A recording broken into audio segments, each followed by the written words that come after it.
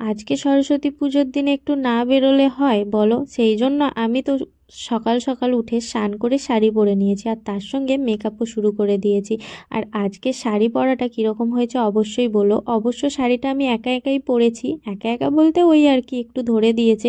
আর আমি তো শাড়ি পরি আবার জানো, ইউটিউব দেখে শাড়ি পরি, আমার শাড়ি পরা মানে যুদ্ধ করা। তো যাই হোক, মেকআপ তো একটু করতেই হবে, কারণ আজকে সরস্বতী পুজো, আর সরস্বতী পুজোর দিন বেরোচ্ছি, মেকআপ না করলে হয়? তাই ওই যতটুকু পারি ততটুকুই চেষ্টা করলাম মেকআপ করার। তারপরে এই হেয়ারটাকে সেট করতে হবে। ভাই, আমার হেয়ার নিয়ে আমার এত টেনশান, মানে একটুতেই জোট পড়ে যায়। তারপরে আর কি একটু সিঁদুর পরে নিলাম, নিয়ে আর বাকি হেয়ারটা সেট করে নিলাম। তো হেয়ার সেটিং কমপ্লিট। আর এই যে এই কানেরগুলো আমি আজকে ফার্স্ট টাইম পরলাম, আর এই শাড়িটা পরে আমাকে কীরকম লাগছে কিন্তু জানিও। আর আমি তো পুরো রেডি হয়ে গেছি।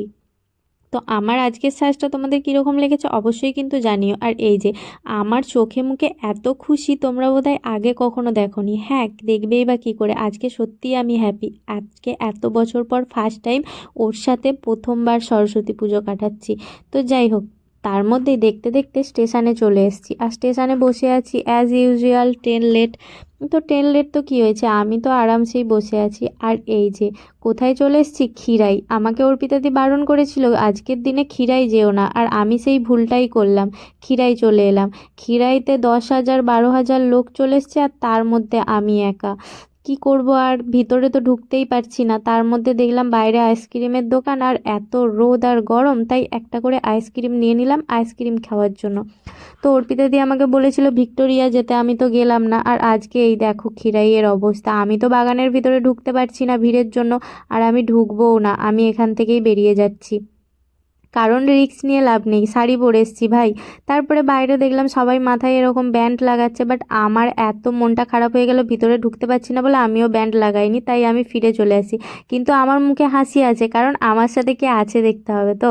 তো যাই হোক, তারপরে আর কি এত গরমে কষ্ট হচ্ছিল, সেই জন্য একটা জমিতে ছায়া ছিল, আমি বসে পড়েছি। আমার ভাই কোনো প্রবলেম নেই, কি করবো, একটু রেস্ট নিয়ে নিলাম। তারপরে আবার ট্রেন লাইন ধরে হাঁটতে হাঁটতে স্টেশনের দিকে যাচ্ছি।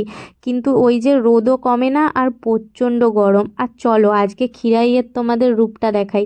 এই যে একটা ট্রেন আসার পরে এতটা ভিড়, আর এখন বাজে কিন্তু বিকাল 4টে, এখনও কিন্তু লোক আসছে প্রচুর। একটা ট্রেনে এখনও এত এত লোক এসে ভিড় করছে। তো যাই হোক, আজকের ভিডিওটা কিন্তু এই পর্যন্তই। Bye bye.